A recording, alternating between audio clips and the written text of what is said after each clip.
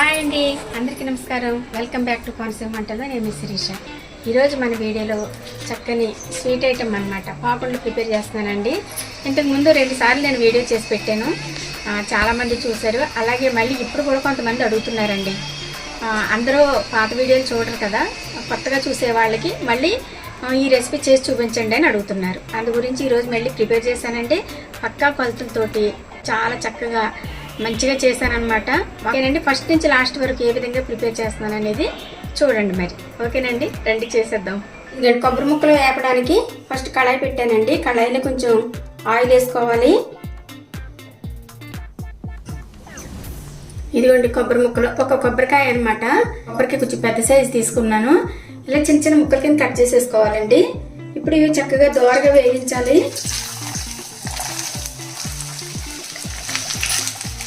మాడిపోకుండా చక్కగా నిదానంగా ఇలా కలుపుతూ వేయించాలండి.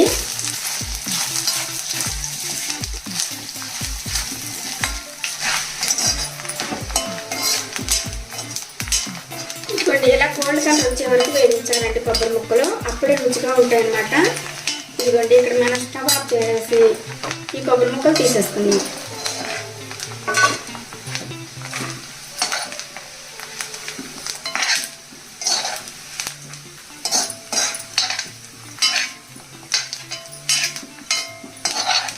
ఎందుకంటే ఎక్కువ వేయకూడదండి. ఇలా వేగిన తర్వాత పక్కన పెట్టేసుకుందాము. అలాగే ఇదిగోండి నువ్వులు, ఇవ్వండి నువ్వులు ముందే వేగించి పెట్టేసుకున్నానండి. నాకు ఎక్కువ ఆర్డర్స్ వస్తూ ఉంటాయి కదా, అందుకని నువ్వులు ఎక్కువ వేగించి పెట్టుకున్నాను అనమాట. ఇదిగోండి ఈ నువ్వులు కూడా వేగించినాయి కాబట్టి ఇక వేగించడం మీకు చూపించట్లేదు. ఇవి కూడా పక్కన పెట్టేసుకుందామండి. ఇదిగోండి బెల్లం, ఇదిగోండి నేను చెక్క బెల్లం తీసుకున్నానండి. ఈ పిండి వంటలకి చెక్క బెల్లం అయితేనే బాగుంటుంది. అరిసెలకు కానీ పాకుండలకు కానీ ఈ బెల్లమే వాడతానండి నేను. ఇదిగోండి ఇలా ఉంటుంది అనమాట.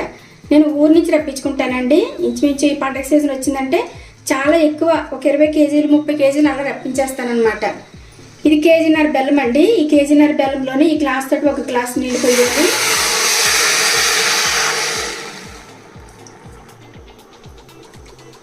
ఇదిగోండి కేజీ పిండికి 3/4 కేజీ బెల్లం వేస్తామన్నమాట. అలాగే 2 కేజీల పిండికి నేను కేజీన్నర బెల్లం వేసానండి. ఇది కరెక్ట్ కొలత అనమాట. ఈ విధంగా చేసుకుంటే మీకు స్వీట్ కరెక్ట్గా సరిపోతుంది, ఎక్కువ అవ్వదు తక్కువ అవ్వదు అనమాట. ఇదిగోండి పొయ్యి పెట్టిన తర్వాత ఇది కలుపుతూ బాగా కరిగించి పాకం పట్టాలి. పాకం ఏ విధంగా పట్టాలనేది చూపిస్తానండి నేను.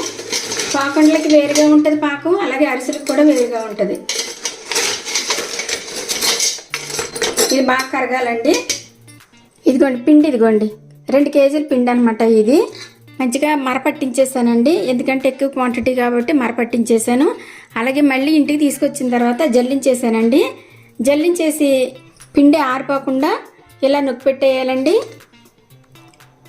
ఇదిగోండి చాలా మెత్తగా ఉండాలన్నమాట. 24 గంటలు నానబెట్టాలండి బియ్యం, అప్పుడే బాగా మెత్తగా వస్తుంది పిండి. మనం మరపట్టించుకున్న, మనం ఇంట్లో చేసుకున్నా కూడా చక్కగా 24 గంటలు నానాలన్నమాట. అరిసెలకు కానీ పాకుండలకు కానీ అప్పుడే చాలా స్మూత్గా మెత్తగా వస్తాయి. ఇప్పుడు పాకం పడదామండి. ఇదిగోండి బెల్లం అంతా కరిగిపోయింది. ఇదిగోండి ఇంకా ఎక్కడన్నా చిన్న చిన్న ముక్కలు ఉంటాయి, మొత్తం ఆల్మోస్ట్ మొత్తం కరిగిపోయిందండి. ఇలా కరిగిపోయిన తర్వాత ఇప్పుడు మనం పాకం రాకముందే ఇది వడపోసుకోవాలన్నమాట. వడగట్టుకుంటే ఇందులో ఏమైనా నలకలు ఉంటే కనుక వచ్చేస్తాయండి. ఇలా చేయడం వల్ల ఈ బెల్లంలో నలకలు ఉంటాయి అక్కడక్కడను, అవన్నీ చక్కగా ఈ ఫిల్టర్లో ఉండిపోతాయి అన్నమాట. మనకు ఫ్రెష్గా ఉంటుంది పాకం.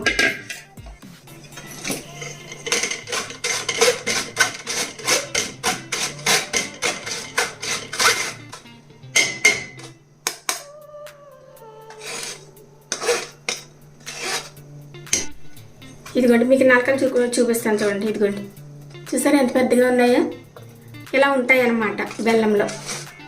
అందుకని ఇలా చక్కగా వడగట్టేసుకోవాలి. ఇప్పుడు పాకం వచ్చే వరకు మరిగించాలండి.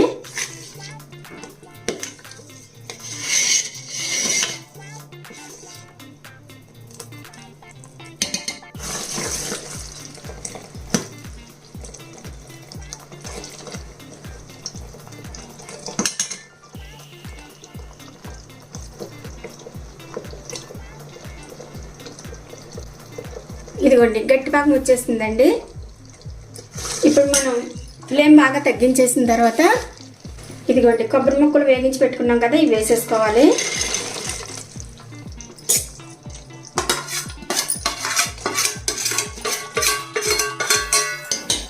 అలాగే ఇదిగోండి నువ్వులు కూడా వేసేసుకోవాలండి.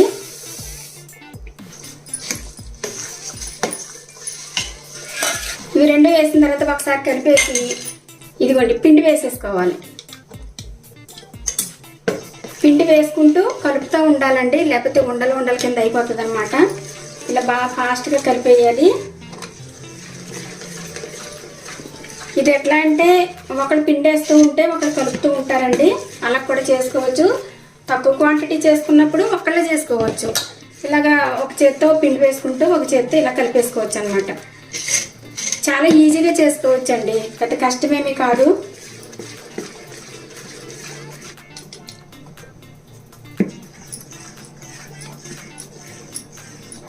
మెయిన్ ఏంటంటే పిండి ఆరిపోకుండా చూసుకోవాలండి. పిండి ఆరిపోతే బాగోదన్నమాట, మరీ విడిపోతాయి పాకుండలు. అదే అరిసెలు అయితే అసలు రావండి పిండి ఆరిపోతేనే. పిండి ఎప్పుడు కూడా మనం జల్లించుకున్నప్పుడు ఇప్పుడు ఇలాగ అదిమి పెట్టేయాలన్నమాట పిండిని.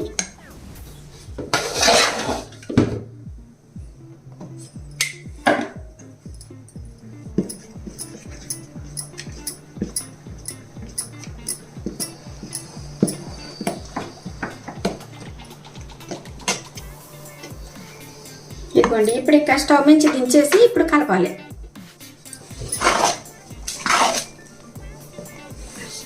ఇదిగోండి పిండి అంతా వేసేస్తున్నాను. కరెక్ట్గా సరిపోతుంది అనమాట. అసలు కొంచెం కూడా ఎక్కువ తక్కువలు ఏమీ అవ్వలేదు. పిండి మిగిలిపోవడం కానీ, అలాగే పిండి తక్కువైపోవడం కానీ, బెల్లం పాకం ఎక్కువైపోవడం కానీ ఏమీ జరగదండి. కరెక్ట్గా సరిపోతుంది అనమాట. పర్ఫెక్ట్ కొలతండి ఇది. కేజీ బియ్య పిండికి 3/4 కేజీ బెల్లం. గుర్తుపెట్టుకోండి, మీరు ఎవరు ఇలా చేసుకున్నా కూడా మీకు పర్ఫెక్ట్గా ఇలా నేను చేసినట్టుగానే మీకు కుదురుతుంది.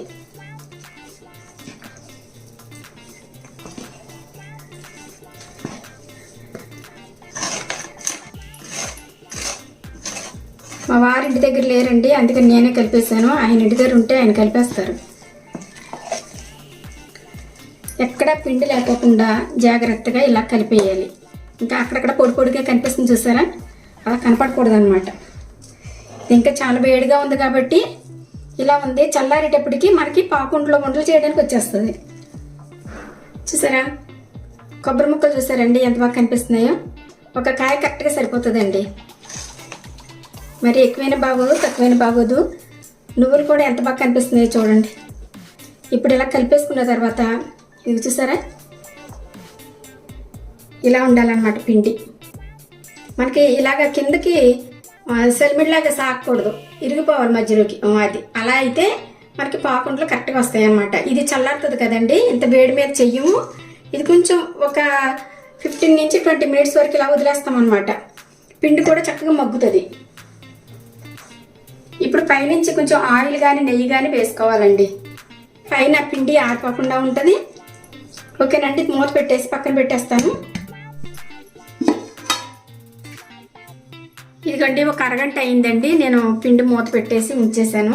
కొంచెం చల్లబడింది అనమాట. ఇప్పుడు మీకు చూపిస్తానండి ఎంతవరకు గట్టిపడిందో.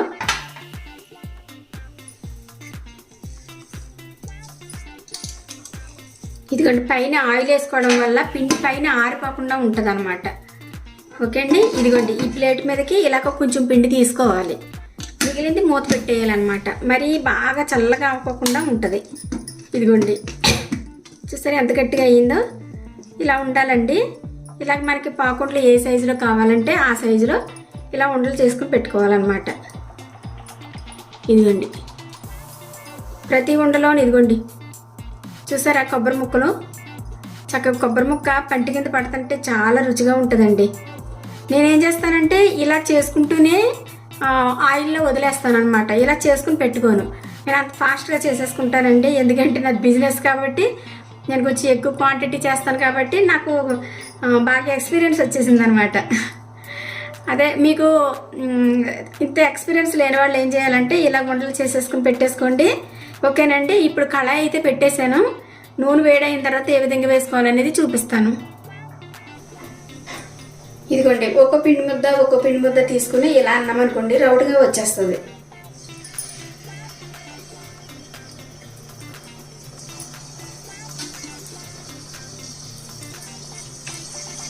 అన్నీ ఇదే విధంగా వేసేసుకోవాలండి.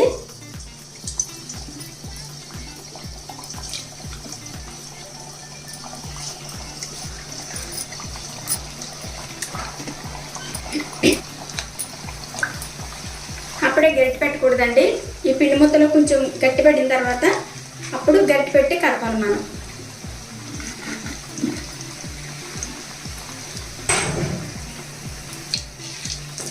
ఇదిగోండి, చిన్న గరిటె పెట్టి ఇలాగ నెమ్మదిగా ఒకసారి కలపాలన్నమాట. ఓ తిప్పేయకూడదండి, విడిపోతాయి.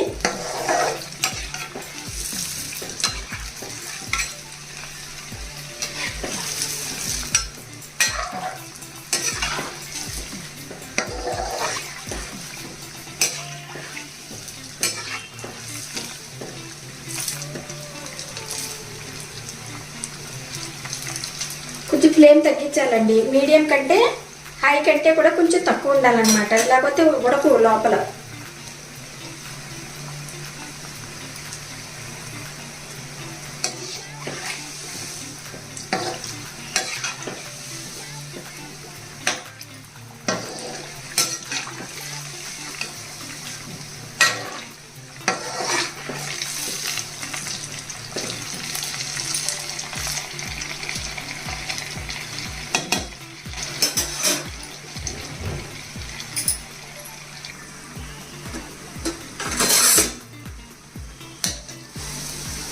ఇదిగోండి, చక్కగా వేగిపోయినాయండి. కొంచెం అక్కడక్కడ పగుళ్ళు వచ్చినాయి చూసారా, ఇలా వేగాలండి. ఇప్పుడు మనం ఇవి ఒక పళ్ళెంలోకి తీసేసుకుందాం.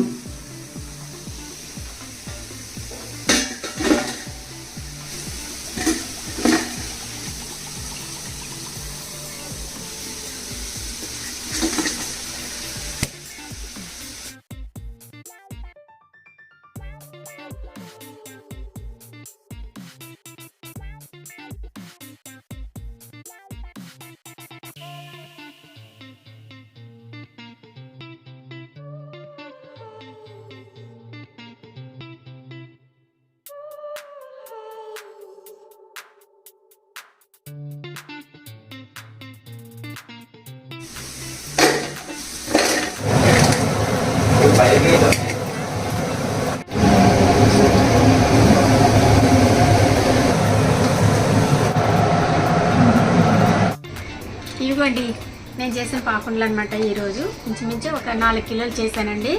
ఇది తయారు చేసే విధానం చూస్తారు కదా, ఫస్ట్ నుంచి లాస్ట్ వరకు కూడా చూపించాను నేను. ఎక్కడ స్కిప్ చేయకుండా చూడండి, అప్పుడే మీకు క్లియర్గా అర్థమవుతుంది.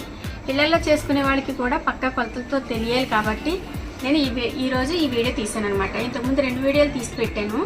అవి చూడలేని వాళ్ళు ఈరోజు ఈ వీడియో కూడా చూసి ఏ విధంగా ప్రిపేర్ చేయాలనేది నేర్చుకోవచ్చు.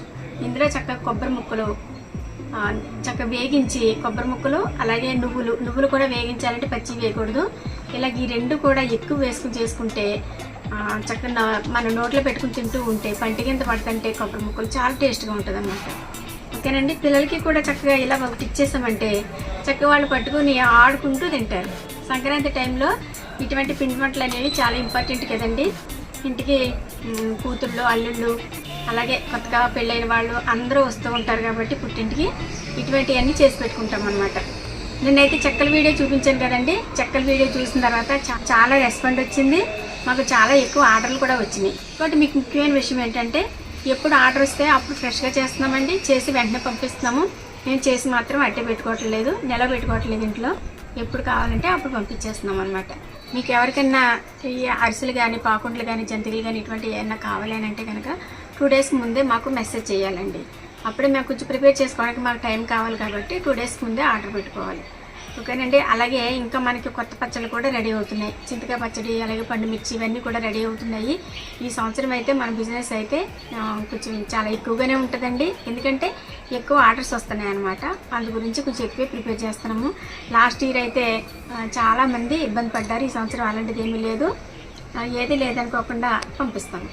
ఓకేనండి. ఇంకా మీకు అరిసెలు కానీ, సున్నుండలు కానీ ఇటువంటి ఏవి సంక్రాంతికి సంబంధించిన పప్పులు ఏమైనా సరే పప్పులు అంటాం మనం, సంక్రాంతికి సంబంధించిన పిండి వంటలు ఏవైనా సరే మేము అన్నీ కూడా సప్లై చేస్తాం. ఓకేనండి. ఈ పాకుండలో ఒకసారి టేస్ట్ చూసి చెప్దాం. ఏమండి మీరు కూడా టేస్ట్ చూడండి. మేము ఇంకా అసలు టేస్ట్ చూడలేదు. ఫస్ట్ చేసిన వెంటనే దేవుడి దగ్గర పెట్టుకుంటాను, తర్వాత మీకు చూపిస్తాం అన్నమాట. ఎలా ఉంది చెప్పండి ఫస్ట్. చాలా బాగుంది. కొబ్బరి మొక్క పంట కింద పడితే నువ్వులు కమ్మటి ఫీలింగ్ కలుగుతుంది. ఇదిగో చూడండి ఎంత బాగా ఉడికినాయో ఒకసారి చూపించండి మన వాళ్ళు. ఇదిగోండి పైన క్రిస్పీగా ఇక లోపల చూసారా, చాలా బాగుంటుందండి. ఈ విధంగా చేసుకుంటేనే తెలియని వాళ్ళు కూడా నేర్చుకోండి. అందరూ ఆర్డర్ పెట్టుకోలేరు కదా, కొంతమంది ఇళ్లలో కూడా చేసుకుంటారు. కాబట్టి నేను కంప్లీట్గా క్లియర్గా పాకం ఏ విధంగా పట్టాలి, ఏ విధంగా కలపాలి పిండి, ఇవన్నీ కూడా క్లియర్గా చూపించాను మీకు. ఓకేనండి, మర్చిపోవద్దు. ఓకేనండి, తప్పకుండా ట్రై చేస్తారని అనుకుంటున్నాను. మరి ఈ వీడియో కనుక మీకు నచ్చినట్లయితే లైక్ చేయండి, షేర్ చేయండి, సబ్స్క్రైబ్ చేయండి. అలాగే పక్కన బెల్ కొట్టడం మాత్రం మర్చిపోండి. Thanks for watching. బాయ్.